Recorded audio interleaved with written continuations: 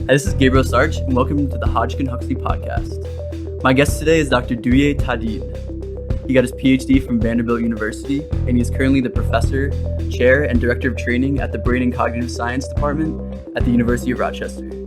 Dr. Tadin, thanks for coming on. Right, it's great to be here. So let's get right into it with the neuroscience. So as you know, the title of the podcast is Hodgkin Huxley. Some of the most famous scientists in neuroscience, and they really were, really the first ones to understand the mechanisms of the action potential. So I wanted to start off by asking you, what is an action potential? How is it used in the brain? And how is it, what kinds of things do neurons do with action potential to exchange information and process information? Okay, so obviously the action potential is the main way the neurons talk to each other. Mm-hmm. So really, I think the best way to think about it is the language of the neurons. There's some other things that sort of modulate neurons each other, but really the main message when a neuron is doing something and wants to tell its neighbors, the other neurons, what's going on, the language that the neuron uses is action potential.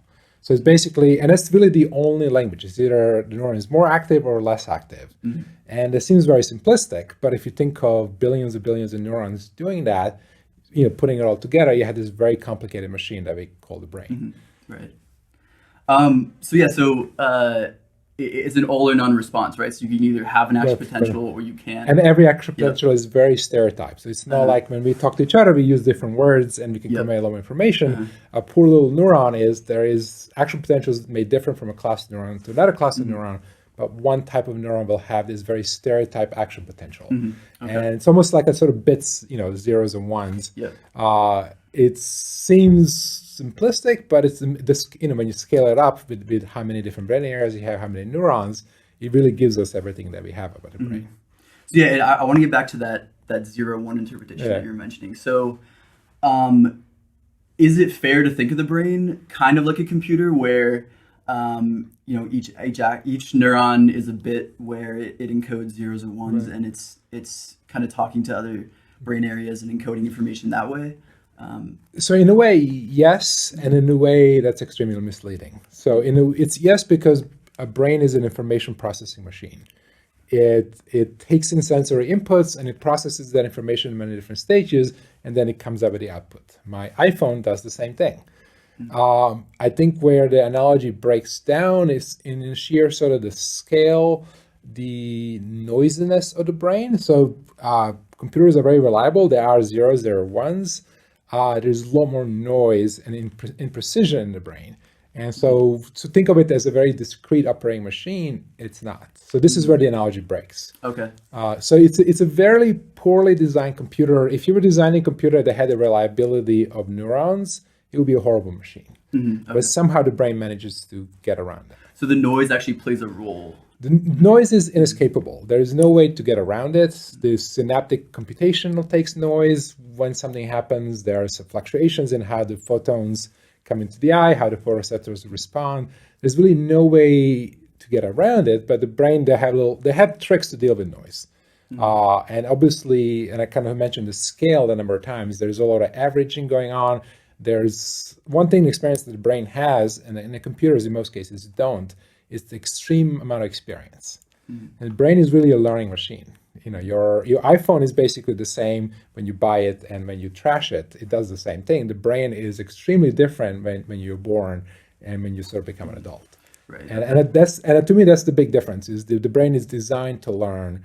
The computers are, for the most part, designed to be programmed and there's machine learning, of course, but somebody has to sort of put it together, put it in bits and pieces.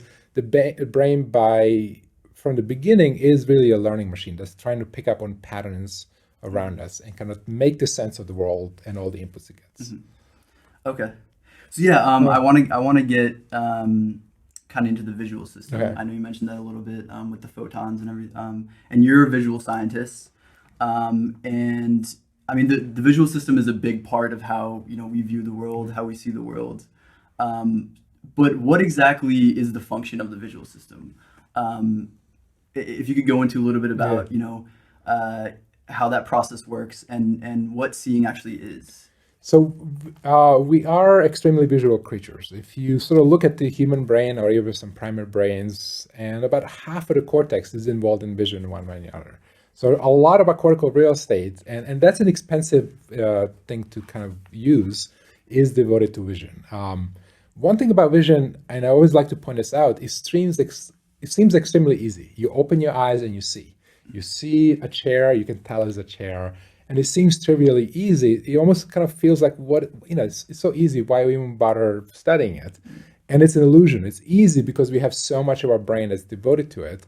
If you think of vision versus doing a mathematical problem may seem hard and vision may seem easy. But in reality, if you think of computations needed to solve those, math is pretty straightforward. Computers can do that very reliably, whereas computer vision is getting better every year. It still pales in comparisons to what humans can do. Mm-hmm. And I think so what is really vision? It's the whole point of our sensory systems is to get information about the world around us. And virtually everything we know has to come to our sensory systems one way or another, and then we sort of process information, we can make inferences, but it has to be some input into the brain. Same way your computer has to have an input, your brain has to have an input. And different animals vary in which input is prioritized. And I would kind of make an argument, and I think it's an easy one to support, that vision is really efficient in that. It can give us a lot of information. It can give us information that's near us. It can give us information that's far from us. There is a lot of information about the ripeness of the fruit, where the people are. All this stuff comes through the visual system. Mm-hmm. And I think it's really there to sort of make the sense of the world around us, to recognize where we are, to recognize other parts of our species, members of our species, and it's basically there to provide information. Mm-hmm. Right. So you're getting all these photons, and they're coming into the retina, and that's a high dimensional space. Yeah. You're getting, I don't know how many billions, trillions of photons. How do you reduce those photons down to a single interpretation of an object, or a face? How do you take those photons? How does the visual system take those photons and then make a perception of what those photons means in terms of, is that a face? Do I know this person? Is that an apple? And that's what you ask is really, I would probably say there are 20,000 people, scientists in the world trying to solve different parts of the problem. So it's a hard problem. Yeah. I think one thing you alluded to is the amount of information we're getting is impressive.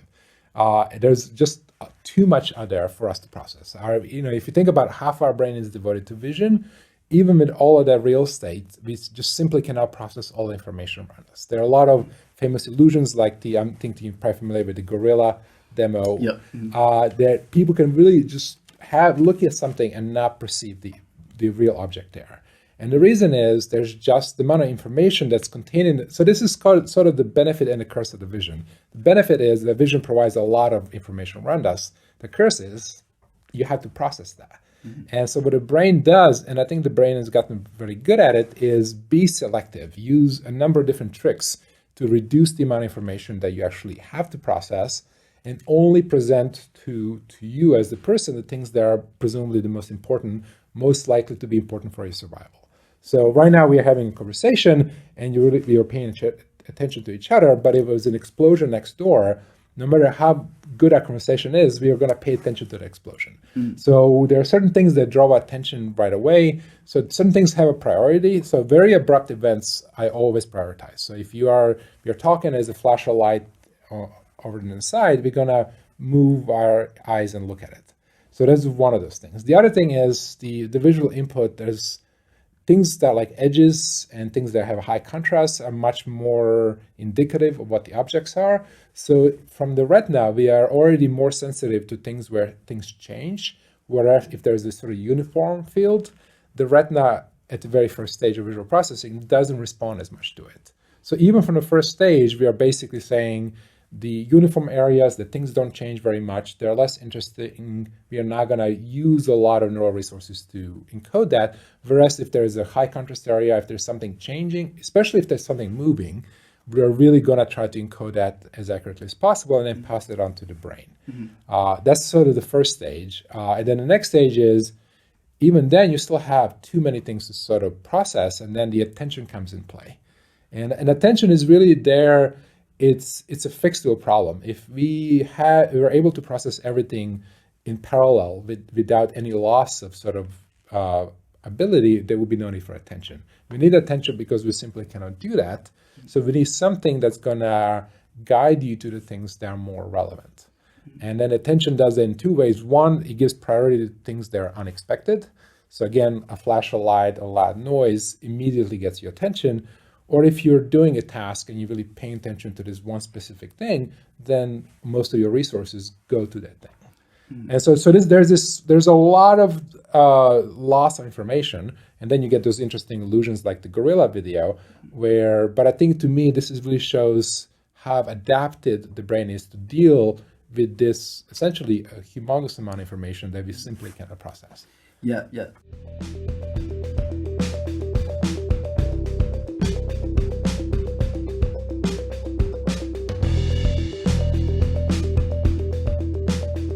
Yeah, I want to get more into motion processing. Okay.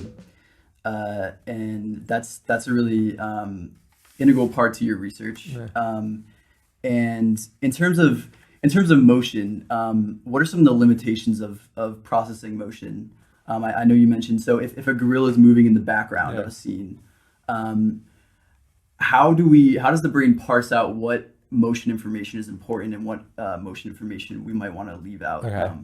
So one thing that I always bring up when I talk about motion is camouflage. And so you see a lot of animals, or if you're hunting or something, you can get to a point where you can really do really well to camouflage yourself against the background. And there are some cases where animals do it remarkably well. But think about camouflage is, as soon as the animal starts moving, completely breaks apart. And it's really sort of this arms race, the evolutionary arms race, where animals were getting better camouflaging themselves, but then the visual systems are getting better at sort of noticing that, and then the camouflage gets better. But in one case where the animals just never figured out how to camouflage the thing is the motion.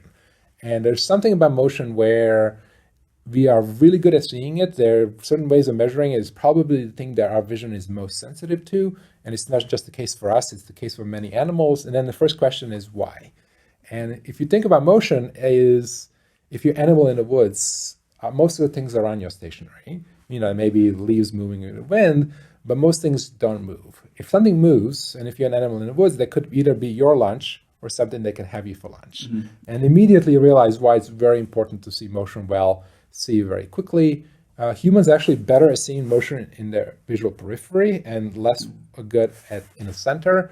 And it kind of makes sense because it becomes sort of your early warning system. If something moves in your periphery, you're going to notice it very quickly. You will move your eyes and then examining it, but it really becomes this sort of warning thing. So if you are, waiting for a friend at the airport, you see your friend, you're not going to stay stationary. You're going to wave your hands. And you're not going to even think twice about it. But while you're doing it, you're introducing motion in your friend's visual field and making yourself more visible. And if you don't want to be seen, if you see a friend, somebody who don't want to talk, you're probably going to kind of stay motionless and hope you don't get noticed. Mm-hmm. So to me, so why I'm biased because I'm studying motion perception, mm-hmm. but one of the reasons I'm interested in it, because this is one of the things that our brains do really well. And what I want to do is find out, how do we actually do that? Mm-hmm. Right. So there's this thing you've been studying, surround suppression and spatial summation, where basically low contrast objects, as they get bigger, they're easier to see mm-hmm. When they're moving, and then I just want to make sure I'm getting this right. So at higher contrast, smaller objects are easier to see. Moving, exactly. Right. Yeah. So what is the advantage of that? Why is the visual system set up like that, where a low contrast object, when it's larger, is easier to see, but then when you have a high contrast, it seems a little backwards. It is backwards. Yeah. I think one thing that vision has to do a lot is make compromises. Mm. There's very few cases when a vision can have its cake and eat it. Mm. So when things are low contrast, and by that I mean they're barely visible, they're hard to see, you really have a lot of noise. Signal to noise ratio is very low. And then what a vision does is it tries to deal with a way of actually increasing the signal to noise ratio. And one way you can do it is by pulling information over a bigger area. And if you pull information from a bigger area, the bigger the stimulus is, the bigger the object is, it will become easier to see because it becomes part of your sort of pulling radius. So it's really a special case, a low contrast. What really more interesting is when you go beyond things being just barely visible. So even at medium low contrast or medium contrast or high contrast, there is this sort of surprising thing that I discovered, and sort of by accident, when I was a graduate student. When if you make things bigger, they get harder to see. Their motion becomes much harder to see. So I was proud of this paper. It was published in Nature, and there's not a single statistical test in the entire paper. And there really isn't any test because the graphs were so obvious that there was a 6-fold or 10-fold differences in performance between. So larger objects were about 6 to 10 times harder to see than smaller objects. Mm-hmm. And it was really simple, me just messing in the lab and playing with small stimuli. And I had this hunch, what happens if I make it bigger? I made the stimulus bigger, and it just was very clear that it was a lot harder to see. Mm-hmm. And I got you just kind of came across it. It was accidental. Yeah. Okay. And about half of the things I've done as a scientist were accidents. Mm-hmm. And I think if you sort of think of science, you think of people who have this 5-year, 10-year plan. They're studying this they have a theory. They want to make sure, see if the theory is correct or not correct. And what I discovered, what I like the science part about, and this is going on a tangent, is sometimes you just do things and something happens as unexpected. Mm-hmm. And this is where I get really excited because, okay, this is weird. It doesn't make sense given what I know. Those are the things I want to pursue because that means that this is something new that I didn't know about. And if I look in the literature and find that other people haven't noticed this, it's a discovery of something unusual. Mm-hmm. So going back to the thing you mentioned, why would brain not be good at seeing things that are large? There's more information. If anything, it should be easier to see. And just this summer, we sort of published the final paper in this sort of research. We can characterize very well this sort of unusual, and you can call it an illusion in a sort. And what we discovered is when it comes to seeing moving objects, because we are almost always in motion, our eyes are always in motion. There's a lot of background motion on our retina all the time. Mm. And that background motion is mostly due to our own movements, it's due to eye movements, to our head movements. It's not very informative of the things around us in the world. And imagine if you're moving yourself, if you're driving the car, there's a lot of background motion there. But what you really want to see is the things that move differentially than the background. So if you're driving, there's a lot of background motion that's basically predicted by what your car speed is. But if you see something that deviates from that, that could be either a moving car, moving pedestrian. If you're an animal running to the woods, there could be another animal there. So you would really want your brain to detect moving objects more rather than moving backgrounds because objects are the important. So how can brain do this? There are 2 ways it can do it. You can do something to enhance the object motion and leave the background motion responses as is. That will make the difference bigger. Or they can just get rid of the background motion responses. Mm-hmm. And then what's left is the moving object. And the analogy I use is if you're sort of searching for gold in a river, you take one of those shaking pans and you get a bunch of mud and rocks in there, and you want to shake all the mud away, and what's left presumably is a gold that you're looking for. Mm-hmm. And I think this is what's happening in the visual system. Our visual system is wired in a way that's not very sensitive to large background-like motions, which then in turn makes it more sensitive to things like moving objects. And this is what we talked about earlier. Mm-hmm. If you want your parent to see you, you wave your hands. Mm-hmm. And that's going to work even if everybody's walking and walking one direction at the airport. If you just wave your hands in a different direction than the crowd motion, you will stand out. Mm-hmm. So part of that is your eyes are constantly moving, and because of that, there's, like you mentioned, there's a lot of background and a lot of movement over your retina. So if your eyes were fixed in place, would the process work differently? If both your eyes were to be fixed in place and you would have to be fixed in place. So if you're a scallop with eyes, then maybe you wouldn't need as much of this. But I think, virtually every animal that can think of that has the eyes also moves. So you're right, not every animal has the same kind of eye movements as we do, and some animals have fixed. But virtually every animal has some way of, not every animal that has some kind of vision has locomotion. Okay.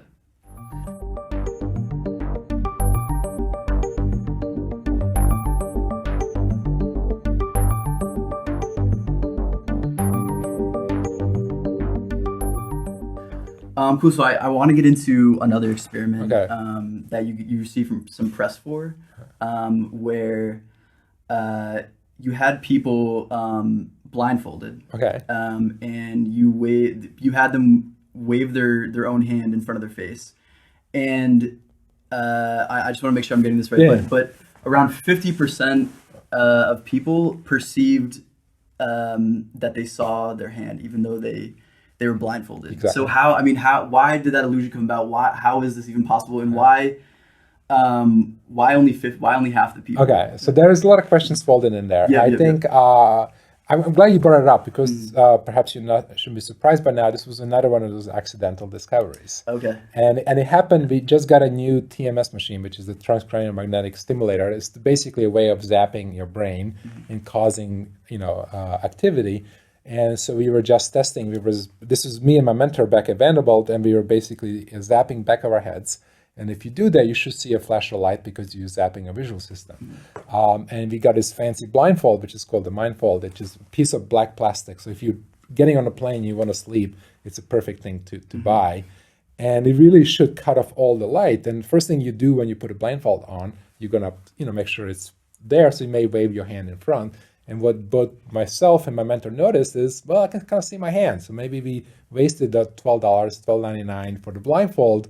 And then later, very quickly, we realized if he would wave his hand in front of my blindfold, I wouldn't see it.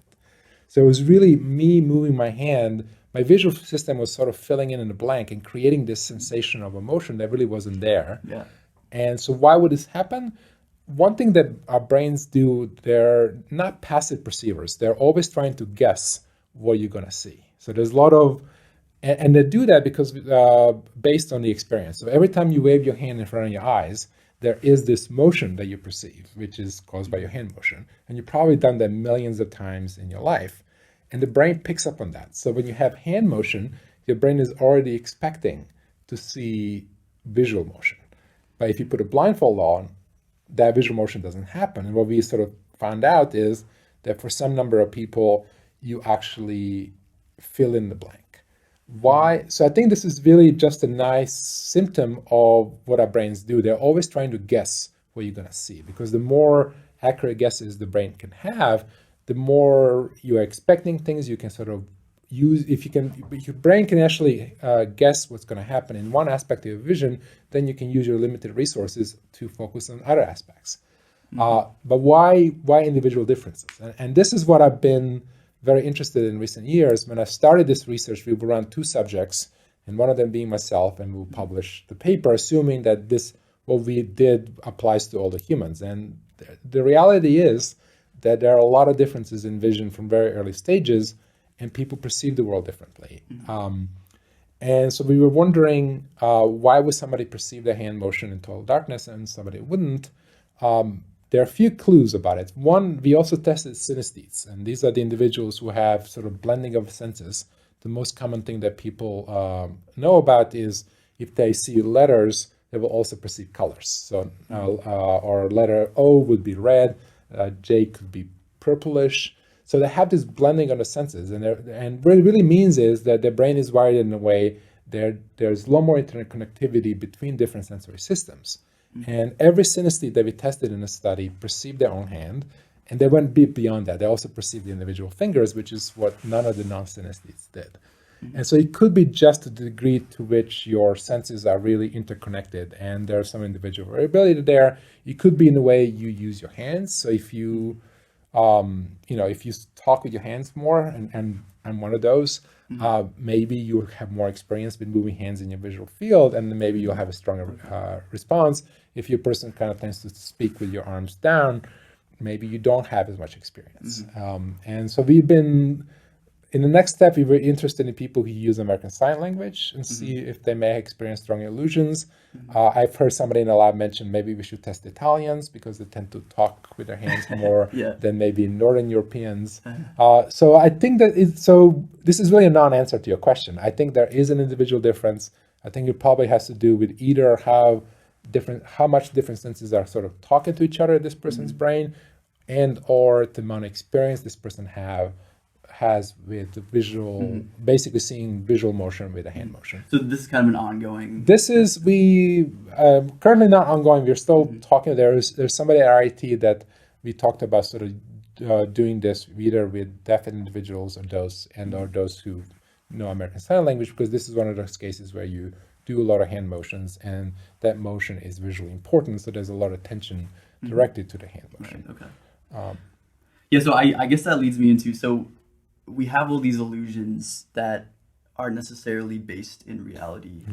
And there's these individual differences in what we perceive. So I want to get to kind of a more philosophical question of how much of reality are we truly perceiving? And I know this is probably something that you can't answer completely, but I mean, when we look at the world, are we actually seeing what is there? And I mean, obviously we aren't at times because we get these illusions, but how can we believe what we're seeing, basically? Okay. So maybe I can actually answer that question, and the answer is no.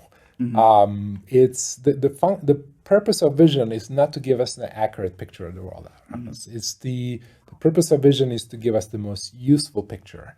And useful is defined both in the things you're working on, it's defined on your prior experience. So if you sort of used to seeing something in a certain context, your brain is going to fill in the blank and make you see that thing. There are a lot of illusions. For example, you can have a square or a cube on a table, and you can have a shadow, and you can make the shadow move left and right. And what you're going to perceive, you won't perceive a moving shadow, you will also perceive the square going up and down, or a cube going up and down, even though nothing is there. So what's happening there is, because we live in a world that have fixed shadows, and if the object moves, the shadow also moves. And the brain has picked up on that pattern. So if you see this case where you have a moving shadow, what your brain basically deduces is there's a moving shadow, there's an object. The most plausible explanation here, given the prior experience I had as a brain, is that this object is going up and down. And that's an illusion. If you had lived in a different world that had some weird light and shadows just moved on their own, and light sources moved a lot, we probably wouldn't have the illusion. Because we live in a world where the light sources, even in indoor, they're fixed. So when you have shadow motion, that must mean, in most cases, there's an object motion. So I think these illusions, to me, they're a really great way of studying the brain, because they often reveal the tricks that the brain uses to make the sense of the world. And so in most cases, I would say we don't perceive an accurate picture of the world. We have this, right now in this room, I think I perceive color in my periphery. My color perception in the center of my visual field is probably tens, maybe hundreds of times better than the color perception in periphery, but my brain doesn't give me that information. It gives me the illusion that the whole room around us is equally presented in equal detail in my mind's eye. And clearly, that's not the case. You cannot read a book if you put a book in your visual periphery. You can only read it when you look at it. Yeah. But it doesn't feel that way. The periphery doesn't feel fuzzy, even though physically is very fuzzy on us.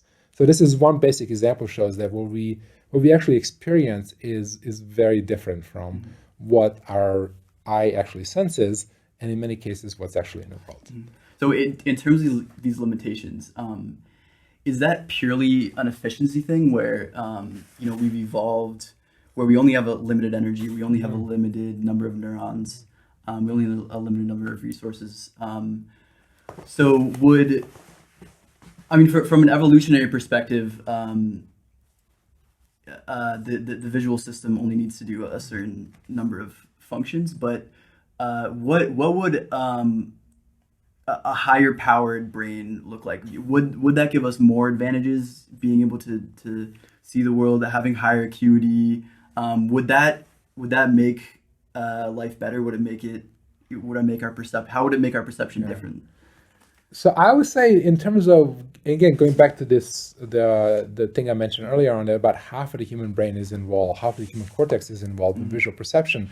We already have a very high-powered machine behind our visual system. And I would say, I think we are probably already at the point of diminishing returns in terms of our visual ability. I think the things we can do, we can move very rapidly. If you think of people who play sports or drive sports cars, how quickly the vision can actually do what it does.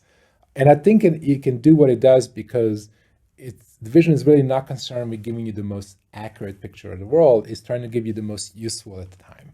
And it's almost like this really good editor that takes in this massive amount of visual information and already sorts things out in a way that only the most useful stuff is presented to you, to your cognitive systems, which are very limited. There's only so many things we can keep out of memory. There's only so many things we can process. So even if our vision was even better, there is this other bottleneck or our cognitive function, and there's only so much that our cognitive function can handle.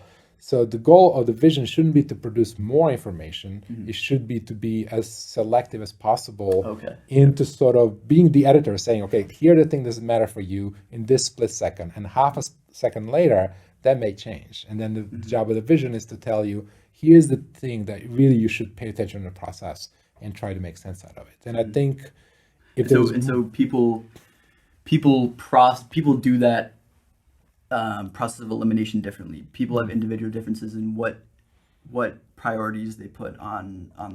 And it could be because the brain's different. We know there are differences in how interconnected different areas are. People also differ in their visual experience. So a lot of what we perceive and how quickly we perceive is based on our training.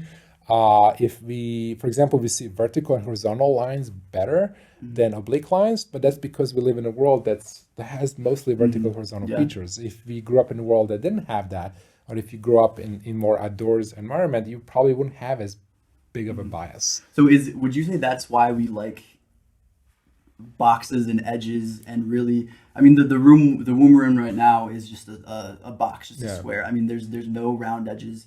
Is that because we like edge? The visual system prefers edge detection? Is that? I mean, it's a bit of a chicken and egg question, but I think in this case, the egg or the chicken is that the way we build buildings and we build things, they're a lot easier to build square things because they don't roll over. It's a lot easier to build a square house.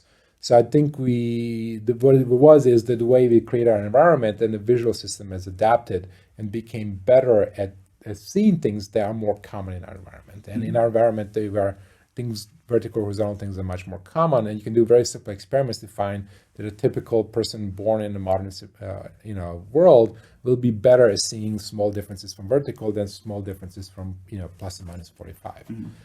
So I think this is the way where the actual experience is what's driving it. But it could be another thing.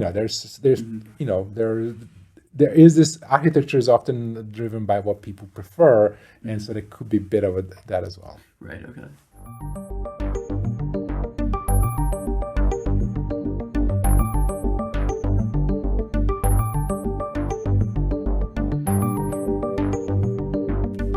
Yeah, I want to get into a little bit about color vision. Because color vision is an interesting thing where it's a little arbitrary in how our brain decided to perceive it. It's just the wavelength of the light that we're perceiving, but we perceive it as these blues and greens and reds. What is the function of color vision? Why do we even need it? I mean, if motion and image processing is such an important thing, I mean, we could do a lot of that just with black and white vision. And color is a useful luxury. That's the way I would characterize it. As far as I'm aware of, all the animals that have sort of vision, as we think about it, are really good at detecting motion. Color vision is not universal. There are animals who don't have color vision, there are animals who do have color vision. And what color vision does is it is an incremental increase in the kind of how useful information around you is. If for different types of animals, for example, animals that feed on fruit, color vision becomes very important because the color can signal the ripeness of the fruit. Or if you like your steak medium rare, color vision is really going to give you that information. So it does give you some extra information, even though most of us will not remember black and white television, but if you watch a movie on a black and white television, you can mostly get everything out of the movie without it, and so without color. But there are cases where, if there is a fruit out in the tree and there are two trees that have that piece of fruit, which one you're going to put an effort in climbing the tree? And if you have color vision, you may be able to tell which one is riper and which one is actually worth and you can kind of see that adds up bit by bit. They're all birds, and especially some insects that feed on flowers, because there is information there. And one thing that I like so bees can actually see colors that we cannot see. So in sort of ultraviolet range, there are certain markings on flowers that are imperceptible to humans, but they're perceptible to bees. And they become sort of like landing marks for the bees to sort of figure out how more easily get to the center of the flower, which makes that flower, pollen gets spread better. And you can kind of see the whole machinery evolution kind of takes place there. So I wouldn't say the color, it's something that if you lose color perception, you'll probably be just fine. You may have trouble picking out the shirt you want to wear today and you may not match. So for humans, it's not that critical. If you lost motion perception, things like crossing the street would be really hard to do. Right. So there was a good question. Is like color does seem to be a bit of an excess, but you can think of situations where they can give you sort of incremental benefits. And the way evolution works is if it does give you incremental benefits, that little by little, eventually it will become part of the animal. Yeah, I've also heard that, especially in humans, in terms of face perception, color plays a role. You can kind of tell if someone's sick or someone's sad or emotions and things like that. It provides extra information that you wouldn't have. It's one more dimension. So if you just have a grayscale, there is only so much you can provide information. If you have a dimension of color, there is more information. And really what our sensory systems do is they gather information around the world. Different animals have different sensory systems. Like animals without color vision, there are snakes who have infrared vision, and you can kind of think that's useful before you're thinking about warm-blooded prey. That could be useful there. Okay. Yeah, I mean, it's interesting to think about. What does a bee see? Because bees are viewing that ultraviolet light, and it's a little profound to think about that our perception could be substantially different if we were to perceive different wavelengths of light and things like that.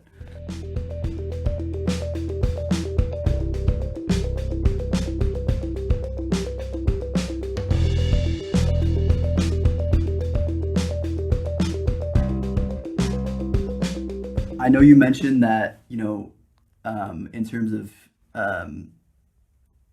of scientific questions, sometimes you come across results purely by accident. And I think a lot of times in science, people don't put enough resources into risk-taking. So how do you increase risk-taking in science? How do you, like in school you learn the scientific process, and it's a set of steps. And you have to have a hypothesis and test that hypothesis and have it grounded in. But some of the greatest discoveries have been made by accident. Some years even. And as you mentioned, so how do you encourage that, and how do you kind of change that perception? Is it even viable? I mean, obviously you can't do that all the time. You need to kind of allocate your resources to have some risk taking and some hypothesis testing, but. So I think there's a sort of a kind of a middle ground there, because you can't just fund the scientists that are going to give you $1 million a year, go have some accidents and discover something without a plan. So it's really good to think about this sort of more conventional experiments when you have a theory or hypothesis and you're trying to sort of figure things out. The best thing about accidents is if something happens that doesn't fit into your worldview, don't ignore it. Is things that they're unexpected. Those are the things that really move the science forward. Most of the sort of more conventional science work is really incremental increases, which are really important for science. But what you really want is not just this incremental increases, you want this sort of big jump. And big jumps are rarely planned. Human genome is one of those big jumps that was planned. We knew what we needed to do, we just had to put the resources on it. But a lot of these sort of big jumps, sort of discovery of penicillin, that really revolutionized a lot of the way we do healthcare, it was an accidental discovery by somebody just not following proper procedure. And an easy thing there would be just throw everything in the trash and start from scratch. But at least I think it was Fleming that, this is interesting, there could be something there. So keep your eyes open. And this is what we had a graduate research class, and I spent about half of the class talking about the importance of, if something odd happens in your data, don't just ignore it or don't try to fix it. Those odd things could lead you somewhere. And a lot of times those odd things lead you nowhere. They're just a bug in a code or something that you didn't do properly. But investigating those things and not giving up, I think it's sort of the way you can have your cake and eat it. You need to have a day job. You need to have this, experiments that you can write a grant and send it to the NIH and said, in the next 5 years, I'm going to do X, Y, and Z. As long as you don't only plan to do X, Y, and Z in those 5 years, I think you'll be good. So kind of have some crazy ideas and then some more practical. It's like ideas. Investing. You hedge. You invest something in the safe stocks and you have some risky ones. And that balance may change from field to field. In my research, I do human behavioral work. My experiments are fairly easy to do. They don't take years to complete. So we have a luxury of sort of trying new things more easily. If you do fMRI research, for example, it may cost $50,000 to do a study. You have less freedom to try new things. So there are constraints from research. If you work with animal research, you need to spend a lot of effort in training the animal. You can't just wake up one day and say, I'm going to do this something very different, because it may take you another year to finish training. Okay.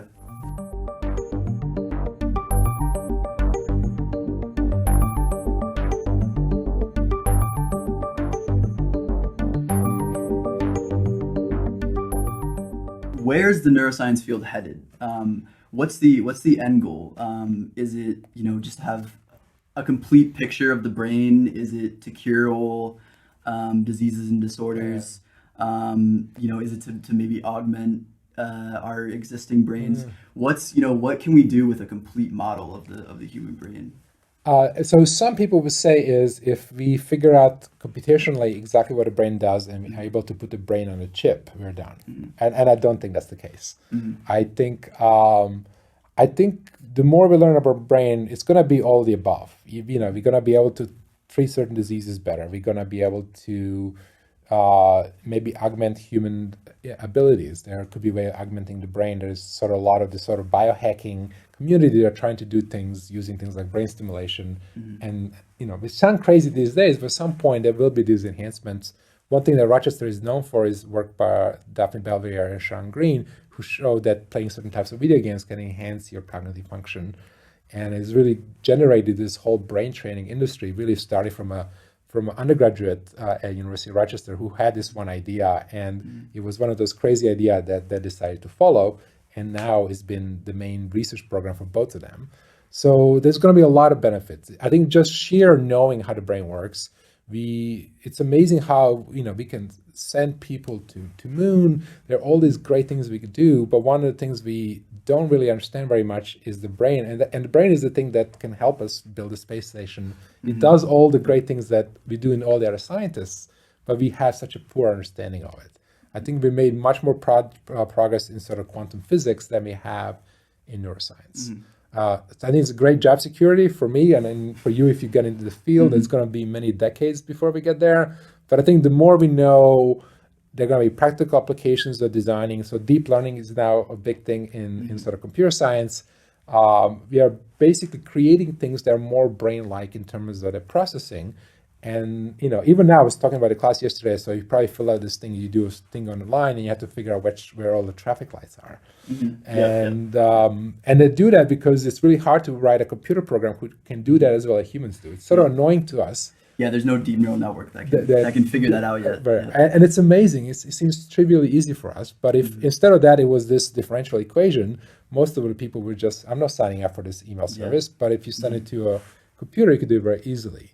So I think there's a lot for us to sort of learn. And I think there's going to be benefits of these. Figure out what are the tricks that brain uses to make vision so easy and effortless and quick that could be implemented in a lot of computer vision applications. There's obviously health benefits. So I think we're never going to get there. I think there's always going to be neuroscience, because once we figure out exactly how the brain is connected and how it does computation, then the question is, how can you improve this? Well, if you put it on a chip, what are the things you can do to this? And it's not going to be a tiny chip for sure. We can do this to make things even more efficient, because I do think that we can probably improve upon what we do. And there are certain limitations that the brains have that a chip wouldn't have. So there's certain things we can scale much more easily in the computer system than we can in the brain. And you can kind of see where if you can create a computer that's more powerful than the brain, that's uncharted territory. And honestly, if I had to guess how would our lives change, then I would be guessing. There's it's profound to think about it. There's no, the brain is just complete mystery still, even at this point. It's just it's mind-blowing to think about what we could do with a full model of the brain. But thank you so much for coming on the podcast. This is really fun. It was great to have you. All right, thanks. Thanks so much.